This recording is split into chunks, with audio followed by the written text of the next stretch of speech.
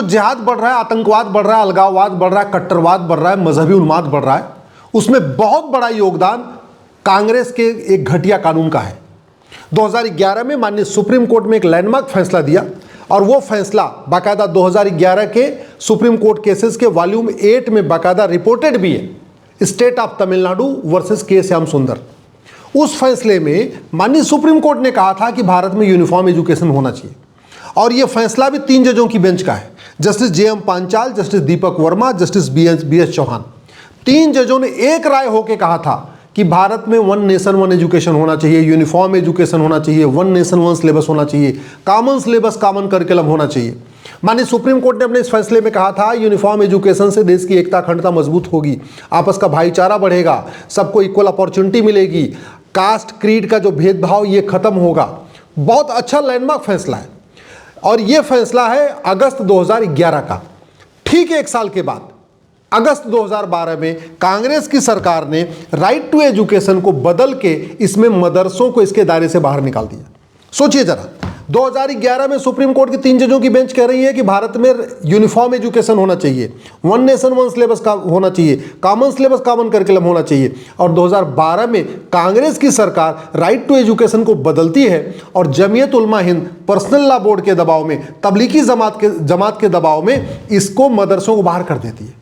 मैंने उसी को चैलेंज किया हुआ है माननीय कोर्ट में, हमने पीआईएल फाइल किया है और जो 2012 में Tablighi Jamaat, Jamiat Ulama Hind, personal law board के दबाव में ये राइट टू एजुकेशन में सेक्शन 1 सब क्लास 4 और सब क्लास 5 जोड़ा गया था, उसी को हमने कोर्ट में चैलेंज किया है और मैंने कहा इसको स्ट्राइक डाउन किया जाए, 8वीं तक भारत में समान शिक्षा लागू किया जाए, यूनिफॉर्म एजुकेशन सिस्टम लागू किया जाए, 1 नेशन 1 एजुकेशन बोर्ड हो, 1 नेशन 1 सिलेबस हो, 1 नेशन 1 करिकुलम हो, गुजरात वाले अपने गुजराती भाषा में पढ़ें, महाराष्ट्र वाले मराठी में पढ़ें, तमिलनाडु वाले तमिल पढ़ें, केरल वाले अपनी भाषा में पढ़ें, कश्मीर के लोग अपनी भाषा में पढ़ें, बंगाल के लोग बंगाली में पढ़ें, सब अपनी अपनी मातृभाषा में पढ़ें, लेकिन सिलेबस और करिकुलम एक समान होना चाहिए।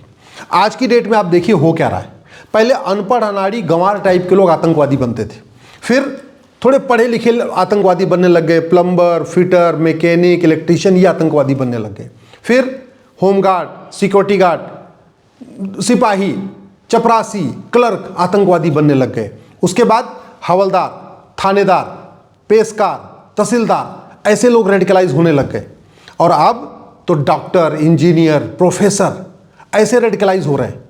और ये रेडिकलाइजेशन अगर तत्काल नहीं रोका गया तो आने वाली परिस्थितियों में ऐसी सी घटनाएं सामने आएंगी जिसके बारे में कल्पना नहीं किया, और उसका रोकने का एक ही तरीका है कि भारत में यूनिफॉर्म एजुकेशन हो, ये राइट टू एजुकेशन को राइट टू इक्वल एजुकेशन बनाया जाए, यूनिफॉर्म एजुकेशन लागू किया जाए, 14 साल तक सभी बच्चे एक किताब पढ़ें, एक जैसी किताब पढ़ें, अपनी अपनी मातृभाषा में पढ़ें, जिससे उनके अंदर साइंटिफिक टेम्पर डेवलप हो जाए, सोचने समझने की क्षमता उनके अंदर विकसित हो जाए। उसके बाद लोग अपनी अपनी रिलीजियस किताबें, अपनी अपनी मजहबी किताबें पढ़ें, उसमें कोई रोक नहीं है, लेकिन स्कूलों में यूनिफॉर्म एजुकेशन होना चाहिए। आप कहेंगे भारत इतना बड़ा है, यहाँ कैसे हो सकता है, तो आपको बता दूं चीन का क्षेत्रफल भारत का 3 गुना ज़्यादा है और वहाँ यूनिफॉर्म एजुकेशन सिस्टम है।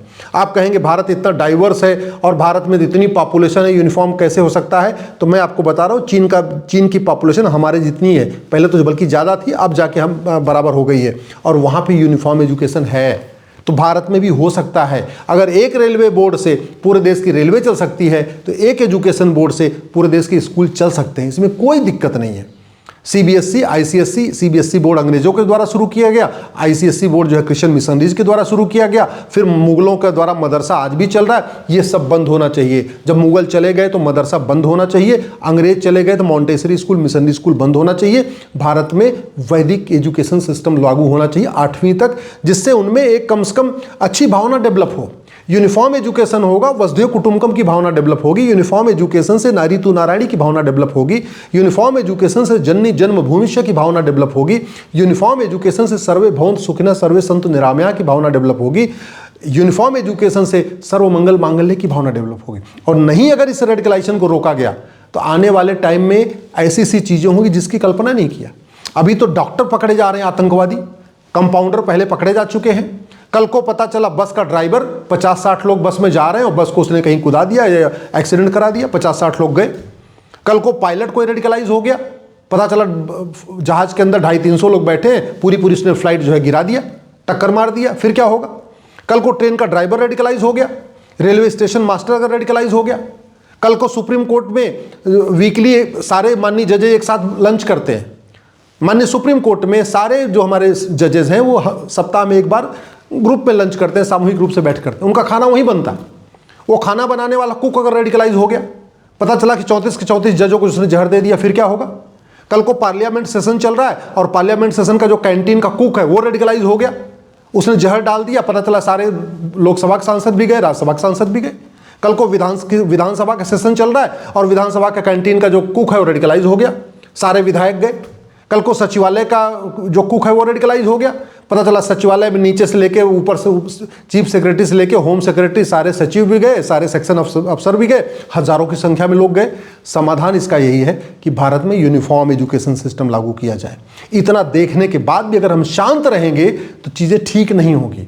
अगर जब गड़बड़ हो रहा है, पीएचडी के किए हुए लोग रेडिकलाइज हो जा रहे हैं, प्रोफेसर रेडिकलाइज हो जा रहे हैं, MBBS MD physician surgeon radicalise हो जा रहे हैं, गायनोलॉजिस्ट, आई स्पेशलिस्ट, कार्डियोलॉजिस्ट जो है अगर रेडिकलाइज होते जा रहे हैं, तो कल को तो पायलट हो सकता है, ट्रेन का ड्राइवर हो सकता है, रेलवे स्टेशन मास्टर हो सकता है, बस का ड्राइवर हो सकता है, सुप्रीम कोर्ट की कैंटीन का कुक भी रेडिकलाइज हो सकता है, पार्लियामेंट की कैंटीन का कुक रेडिकलाइज हो सकता है, कल को सचिवालय के कैंटीन का कुक रेडिकलाइज हो सकता है। तो स्थितियां, इसको रोकने का एक ही तरीका है जो माननीय सुप्रीम कोर्ट ने फैसला दिया था 2011 में स्टेट ऑफ तमिलनाडु वर्सेस के श्याम सुंदर में, इस फैसले को लागू किया जाए भारत में। ये जो 2012 में कांग्रेस ने महापाप किया पार्लियामेंट में, जो सेक्शन 1 सब क्लास 4 सब क्लास 5 जोड़ा है, उसको हटाया जाए। One nation one education board, one nation one syllabus लागू किया जाए। जैसे चीन में यूनिफॉर्म एजुकेशन सिस्टम है, ऐसे भारत में लागू किया जाए। जैसे चीन में कॉमन सिलेबस कॉमन करिकुलम है, ऐसे भारत में लागू किया जाए। साइंटिफिक एजुकेशन दिया जाए उनको, हमारे जो भारतीय शिक्षा व्यवस्था थी बहुत साइंटिफिक रही है, उसका एजुकेशन सिस्टम दिया जाए, स्किल के एजुकेशन सिस्टम एजुकेशन दिया जाए, न कि ये मैकाले, मिशनरी, मॉन्टेसरी, मदरसा, ये बंद करने की जरूरत है। देश आज़ाद हो चुका है और भारत का संविधान भी यही कहता है। संविधान कहता है कि सबको इक्वल अपॉर्चुनिटी मिलनी चाहिए। आज की डेट में पूरे देश में मेडिकल का एडमिशन नीट के थ्रू होता है और दुनिया भर के अलग अलग एजुकेशन बोर्ड हैं, दुनिया भर के अलग अलग सिलेबस का करिकुलम है। नीट का पेपर सबके लिए कॉमन है। तो नीट में सबको इक्वल अपॉर्चुनिटी तभी मिलेगी जब सभी बच्चों की किताब एक होगी। इंजीनियरिंग में एडमिशन जेईई के थ्रू होता है और इतने एजुकेशन बोर्ड चल रहे हैं कि बिना कोचिंग किए कोई पास नहीं कर पा रहा है। तो जेईई में सबको इक्वल अपॉर्चुनिटी तब मिलेगी जब यूनिफॉर्म एजुकेशन सिस्टम होगा, कॉमन सिलेबस कॉमन करिकुलम होगा। एनडीए में सबको इक्वल अपॉर्चुनिटी तब होगी जब मंत्री के बेटे की किताब और संतरी के बच्चे की किताब एक होगी।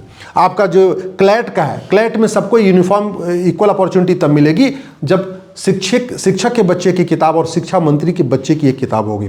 ये समय की आवश्यकता है। अब कुछ लोग कहेंगे कि आर्टिकल 30 में तो मदरसा खोलने की परमिशन है, मिशनरी स्कूल खोलने की परमिशन है, तो बिल्कुल गलत है।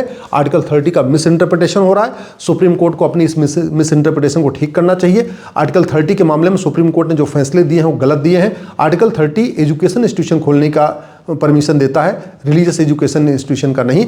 यानी मतलब वो मदरसा खोलने की परमिशन आर्टिकल 30 नहीं देता। मिशनरी स्कूल, कॉन्वेंट स्कूल, जहाँ भी रिलीजियस एजुकेशन है उसको खोलने की परमिशन नहीं देता। ये सेकुलर एजुकेशन इंस्टीट्यूशन खोलने की परमिशन देता है। और वैसे भी आर्टिकल 30 में माइनॉरिटी शब्द है और माइनॉरिटी जो होता है वो जिसकी संख्या कुछ 100 हो या जिसकी संख्या कुछ हज़ार हो, या जिस भारत बहुत बड़ा है तो जिसकी संख्या कुछ लाख हो, उसको माइनॉरिटी कहते हैं। तो भारत में यहूदी माइनॉरिटी हो सकते हैं, पारसी माइनॉरिटी हो सकते हैं और कोई माइनॉरिटी हो ही नहीं सकता। बहाई को भी माइनॉरिटी का दर्जा दिया जा सकता है क्योंकि उनकी संख्या भी 1 लाख से कम है। 1 लाख से ज़्यादा संख्या वाला जो कम्युनिटी है, समुदाय है, उसको माइनॉरिटी नहीं कह सकते। इसलिए मैं सरकार से निवेदन कर रहा हूँ, ये या तो माइनॉरिटी मेजॉरिटी का खेल खत्म करिए, नो माइनॉरिटी नो मेजॉरिटी, नहीं तो माइनॉरिटी को डिफाइन करिए कि भारत में जिसकी संख्या 1 लाख से ज़्यादा है उसको माइनॉरिटी का दर्जा नहीं मिलेगा। दूसरा, कांग्रेस ने जो 2012 में महापाप किया था, इसको खत्म करिए। सेक्शन 1(4) और 1 सब क्लास 4 सब क्लास 5 को हटाइए। और तीसरा, माननीय सुप्रीम कोर्ट ने जो फैसला दिया 2011 में स्टेट ऑफ तमिलनाडु वर्सेस के श्याम सुंदर में, सुप्रीम कोर्ट केसेस के वॉल्यूम 8 में पेज नंबर 737 पे बाकायदा रिपोर्टेड है। इस फैसले की समीक्षा करके इस फैसले को लागू करने के लिए टास्क फोर्स बनाइए।